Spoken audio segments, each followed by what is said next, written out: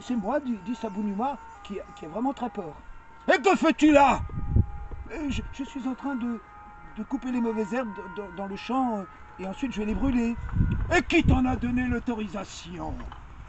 Personne?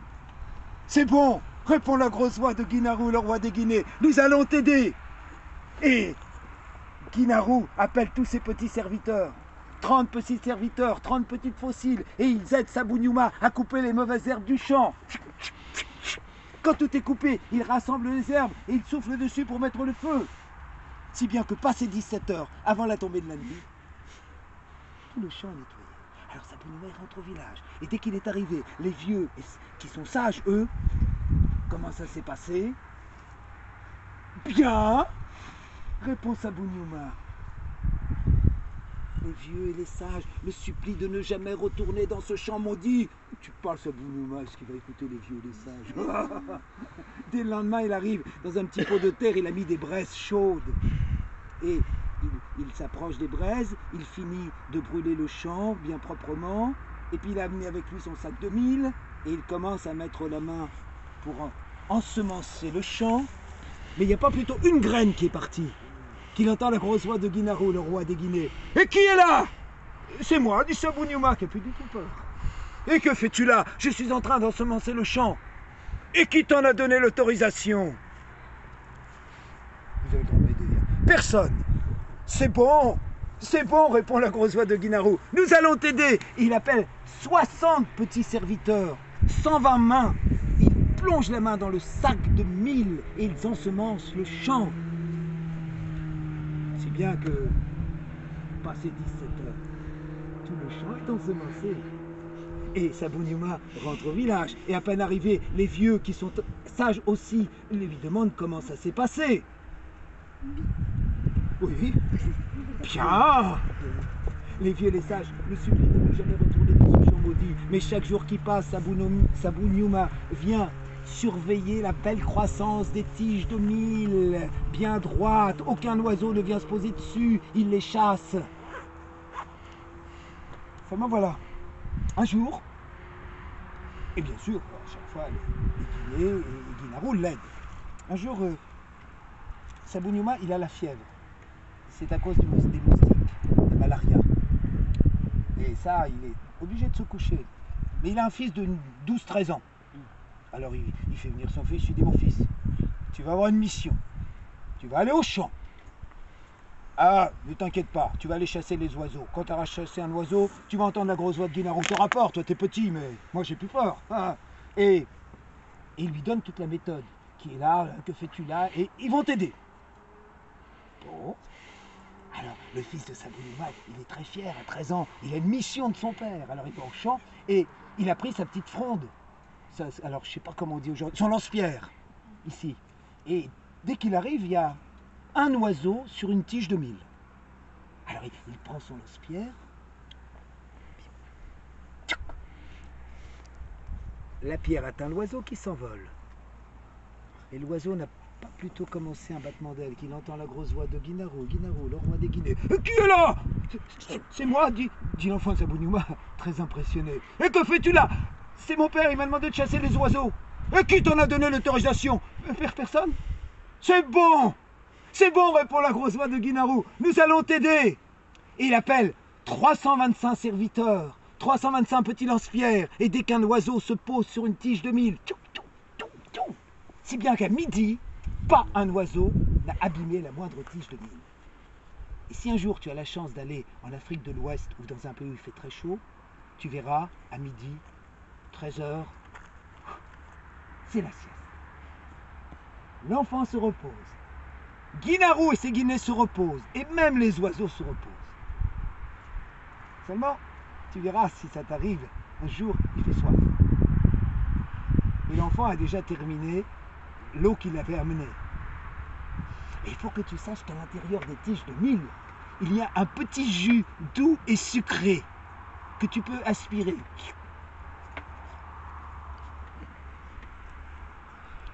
L'enfant casse une tige de mil et aspire le jus doux et sucré qui est dedans. Ceux qui suivent se doutent déjà de ce qui va se passer.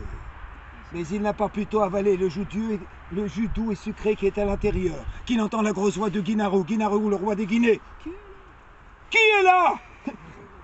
C'est moi, dit l'enfant. Et que fais-tu là?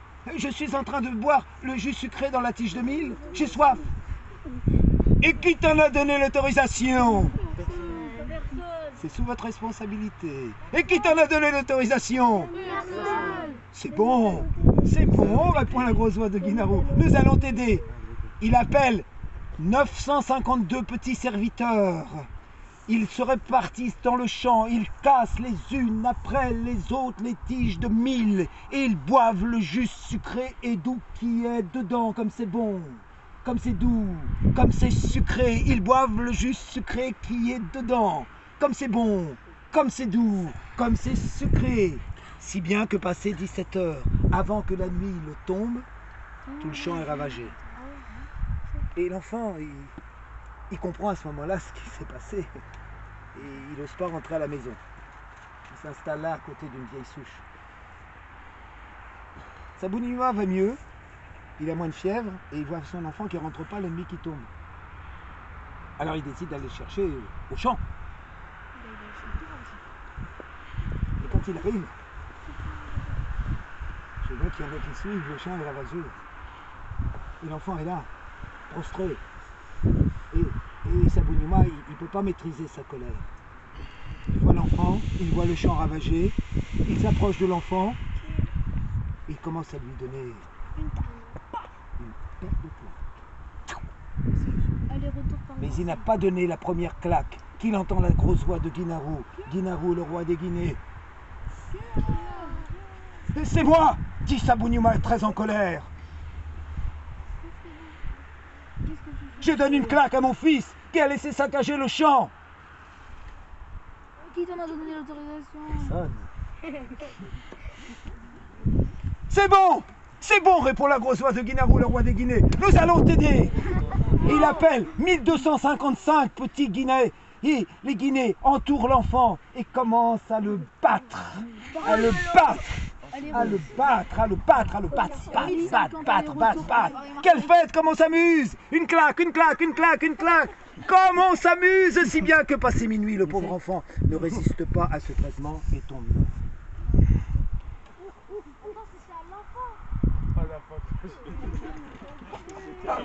En général, le public, chers amis, pense que c'est la fin de ma fable. Mais ce n'est pas terminé. Ces fables ne se terminent jamais de cette façon. Écoutez bien la suite.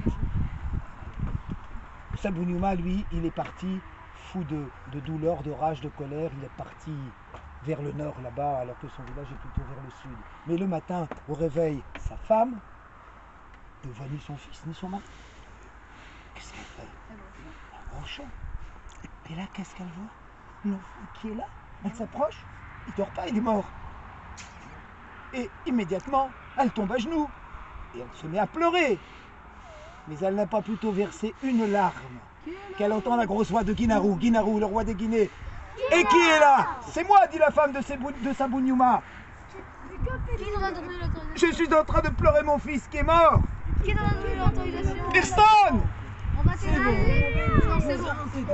Et il appelle 2025 petits Guinaru. Ils entourent la femme dans le champ et ils se mettent à pleurer, pleurer. Une larme, l'une après l'autre. Ça fait une mare, ça fait un lac. Et la pauvre femme qui ne sait pas nager se noie. C'est encore plus tragique là. Et l'histoire n'est pas terminée. Après, c'est la grand-mère et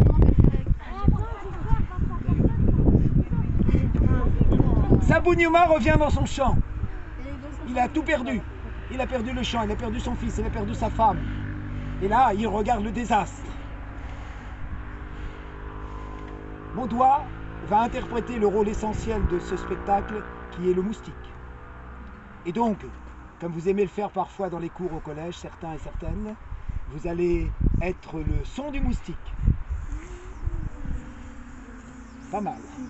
Il y a du métier. Il y a du métier. Et à un moment donné, On va le faire tourner un petit peu autour de Sabou Numa. Très joli. Le cœur des moustiques. Et le moustique se pose sur son épaule. Et le pique. Et Sabou Numa tout naturellement, comme vous feriez chacune et chacun d'entre vous. Mais il n'a pas plutôt commencé à se gratter le bouton de moustique qu'il entend la grosse voix de Guinarou. Guinarou, le roi des Guinées. Et qui est là? C'est moi, dit Sabou Numa en se grattant encore le bouton de moustique. Et que fais-tu là? Je me gratte un bouton de moustique, dit Sabou Numa, qui commence à comprendre ce qui va se passer et qui essaie de courir vers l'autre bout du champ. Et qui t'en a donné l'autorisation? C'est bon, nous allons t'aider. Il appelle 2995, petit Guinée. Il court vers Sabou Numa, il le rattrape, et il l'aide à gratter le bouton de moustique. Il lui gratte la peau, il lui gratte la chair, et la gratte jusqu'à l'os. Si bien que le pauvre Sabou Numa ne résiste pas à ce traitement étonnant. Les enfants, des milliers, des centaines de milliers d'enfants dans ce pays que je te compte, ont entendu écouter cette histoire. Et chaque fois qu'un vieux, surtout si celui-là était sage, lui disait « Ne va pas dans ce champ maudit, ne traverse pas la route de cette façon, regarde avant de faire les choses, souviens-toi de Sabou Numa ». Les enfants, ou ils se sauvaient, ou bien ils obéissaient, car ils se souvenaient de la légende que leur avaient dit leurs parents, leurs grands-parents, de Sabou Numa, qui n'est qu'une fable, je vous rassure. Merci Gilbert. Merci. Merci vraiment Gilbert. Est-ce que